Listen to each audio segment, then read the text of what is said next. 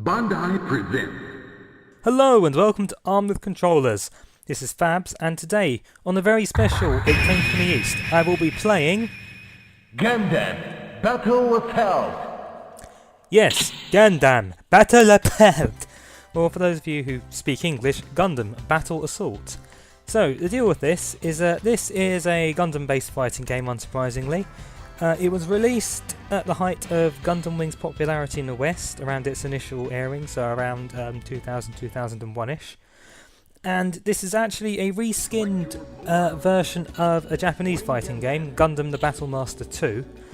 It's been reskinned to feature Gundam Wing units, well, just Wing Gundam I should say, because it features, in terms of all the other playable characters and whatnot, they are, all but a couple of them are from the Universal Century Gundam series, it's the original series. What the thing they did with this was that the Gundam the Battle Master was completely unrelated to any of the Gundam stuff, aside from the fact it had some mecha designs that were used in the original series. Yay. When they released this in the West, they did actually do a bit of an effort into changing the characters involved to match their Universal Century counterparts. So, in this example here, I'm currently fighting against the AwC guy. Good lord, that was quick. The AwC guy being a small reconnaissance mobile suit used in the original series, and the pilot in this case was the leader of Char's strike team, Jonia Staunton Jaburo. So they've gone right down to the most obscure people ever, which is pretty bizarre. So, yeah, the basic plot line of this is a very, there's no attempt to link it to any kind of Gundam canon whatsoever. Basically, in a crazy alternate universe, following some undetermined events, Hiro Yui, main character from Gundam Wing, he's taken up the Wing Gundam once again to fight somebody who's trying to start a new war. Oh well. Okay, so next opponent here is a Zaku 2, which is being piloted by Denim, I believe. Yes, in fact, I am fighting Jeans in a mobile suit. That's the kind of life I lead now. Now, how does this game fight, then? It is actually quite... It feels really sluggish compared to various other fighting games. It moves a lot slower. But at the same time, I suppose you could argue that gives it the feeling of, lugging huge walking machines of death around. But there you go. As you can see at the top, I've got 3 chances to use my crazy special move. You just saw that there. And yeah, but it works a bit like the second, or should I say third Darkstalkers, in that you have 3 health bars and there's no rounds or whatever. It is basically wipe out your opponent's health as quickly as possible. Okay, so Denim is surprised, despite the fact that he died in the very first episode of any Gundam ever. Never mind. Okay, so next I am going up against the Gundam Physalis, which was from Gundam 0083 Stardust Memories, and it's Alvin Elgato. Beat him up to earn 50 silver points. Yeah, I do like this guy, he's kinda cool. Now, one thing that is really bizarre about this game, you know they made the effort to research who should be in what's correct suit, and if you look at the instruction booklet, it gives you an accurate history of that suit, that character and such like. And then you come to the story mode segments like you just saw. Apparently Gato, originally a fairly refined chap, has a tendency to call people punks. Oh, never mind. We're a long way from "I'm the enemy, you idiot!" That's the point, Koaraki's not in this. Probably for the best. I don't really feel like fighting against someone who's afraid of carrots. So, what other crazy fighting game stuff does this have?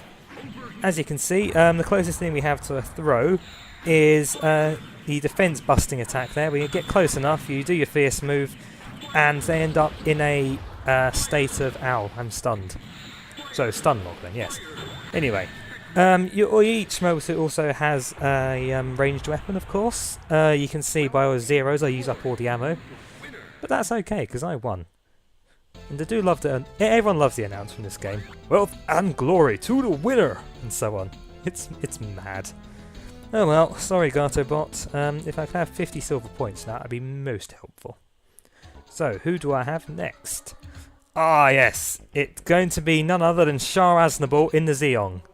For those of you who don't know, Shah Aznable is the original main rival of the Gundam series.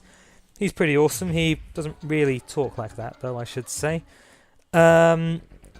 You'll recall in some previous videos I've talked about something being red and therefore 3 times as fast. This is the guy who originated it.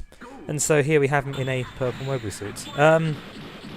Yeah, this is the one that disproved... Actually, it's not more I think about it. There's almost as many suits of Shah's that aren't red compared with his red ones. How bizarre. Anyway, so the Zeong's a pretty weird suit. As you can tell, it's a massive target which makes it fairly easy to hit.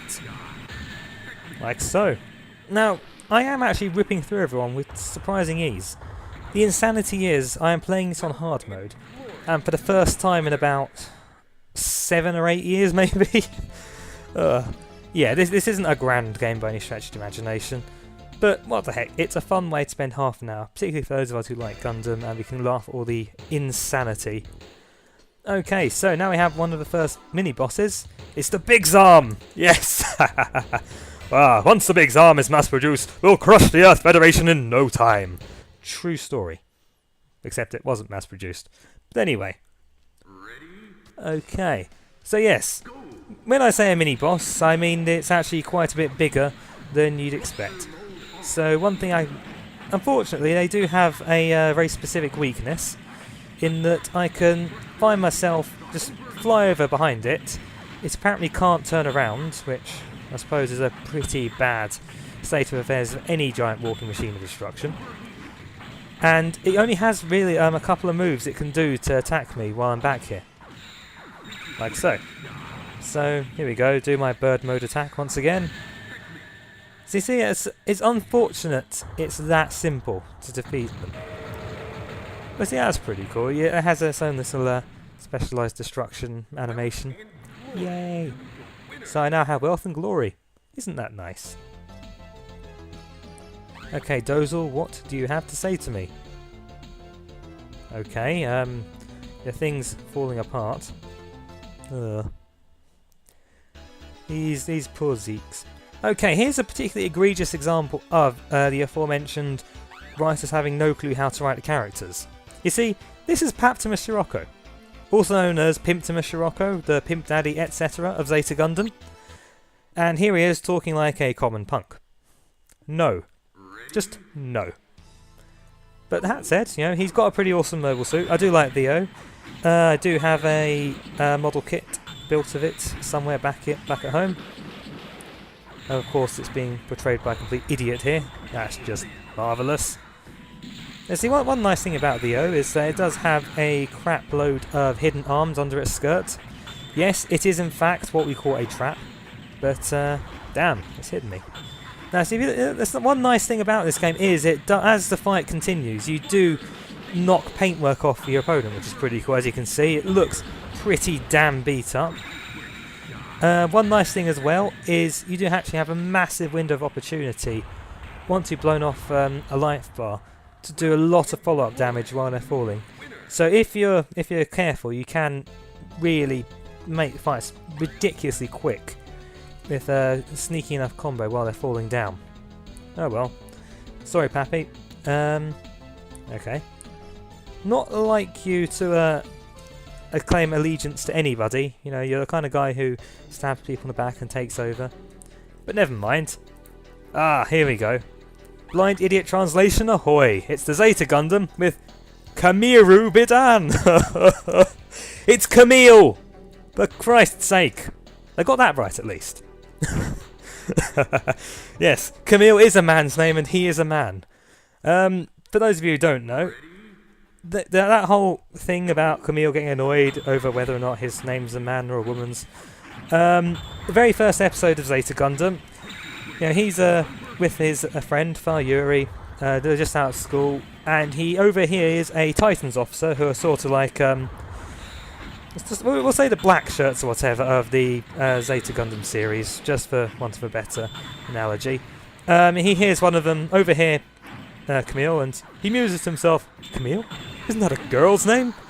Then, next thing you know, Camille's jumped over a turnstile and punched the guy in the face.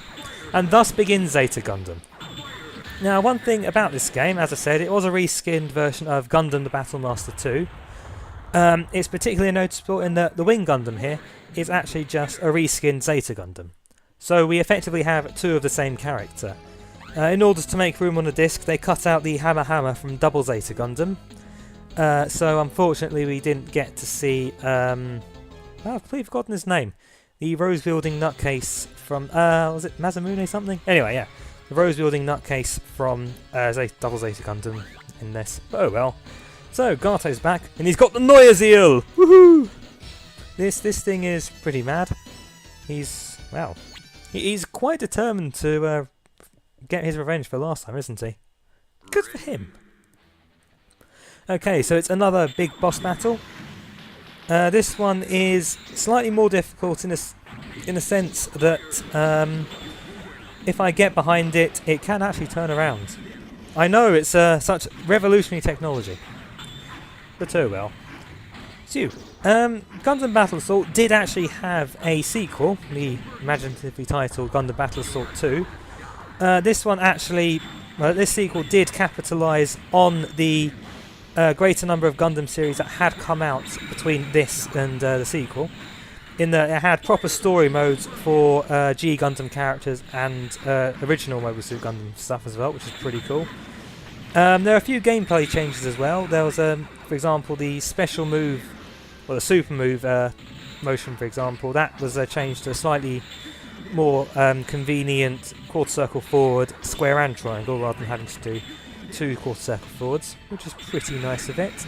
And in addition, to emphasise the size of the mobile armours, i.e. the Big Zarm and the Neuer-Seal here, they had more than 3 life bars, but they were slightly shorter length to balance that out.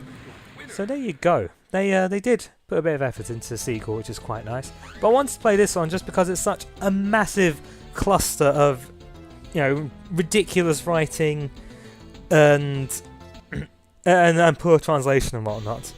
Okay, so speaking of ridiculous writing and poor translation, serendipitous I think, we now have the Psycho Gundam Mark III, which is spelled Psycho as in psychopath, whereas it should be Psycho Psycho without the H, because the Psycho stood for Psycommu, or Psychic Communication Device.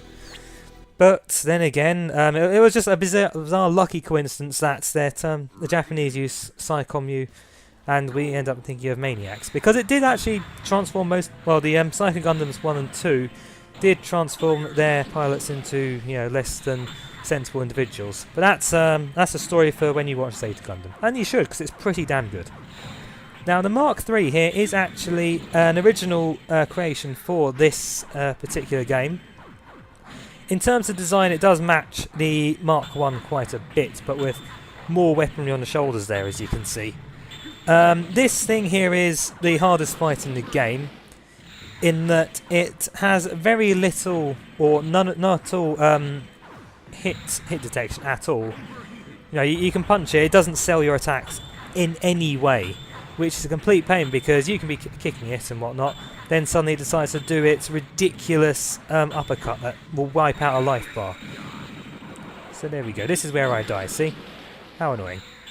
In addition, it is piloted by Valda Farkill, who was one of the antagonists of the Gundam Wing side manga G Unit, or as it was known in the West, Gundam Wing The Last Outpost.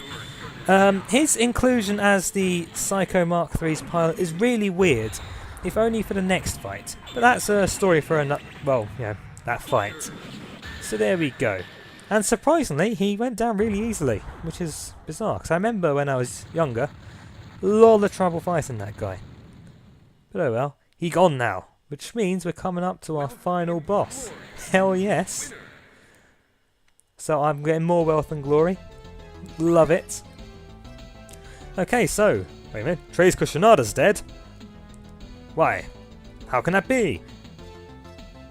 Valda Farkill. Yeah, his shtick in The Last Outpost was he wanted to kill Treize. Who doesn't? Nobody, because you know why? Treize Kushinada is the best thing about Gundam Wing. Everyone pretty much agrees with this. And, as on cue, here he is! And for some reason he is piloting the Hydra Gundam, which was the personal unit of Valda Farkill. So yeah, they really didn't care, did they? So, Trace Kushinaga then is the one other Gundam Wing character they included in this. In the sequel, they actually put him in the Gundam Epion, which, again, he never actually piloted, but he did give to Hiro Yui towards the end, so it makes sense. In Battle Assault 2, what did for Gundam Wing actually was they used the Endless Waltz suits for the characters, so you had Wing Zero Custom, Torgis 3, etc. And that was pretty cool. I mean, granted, it means you didn't get the Wing Gundam here, but there are worse things to happen, quite frankly. So the Hydra Gundam here, as a boss suit, is pretty nice, actually. If only because it's got the most powerful block in the game. Whoa, I know. It doesn't take chip damage from at least range attacks, if not more. And as you can see here, its super move comes out on the turn of a penny, drop of a hat, anything like that. And it ends with an unblockable as well, which means you get caught, you're gonna lose a life bar effectively, which is quite annoying. It's also got a very powerful ranged attack, and plus it's piloted by Trace Kushinaga, the man who brought swag to Gundam Wing. What's not to love? Okay, so I'm out of ammo. The best I can do now is punch him until he weeps. Or I could do that. Okay, you know what that means, kids? Yep. Game over. But I'm winner, so that's the important thing. Oh well. But wait, this isn't the way the game usually ends. Well, a fight usually ends, sorry. Yep. Danger. So Trace now is going to run away. Bye, Trace. Oh well. There's my wealth and glory, thank you. Okay, and thus begins the ending, which a lot of thought was put into, and is worth everyone's time. Okay, so, that's Gundam Battle Assault for you. I hope you've enjoyed this rather bizarre run-through of a silly game. So, this has been Fabs for Armed with Controllers. Please like and subscribe, and, as always, game hard until we meet again. Goodbye.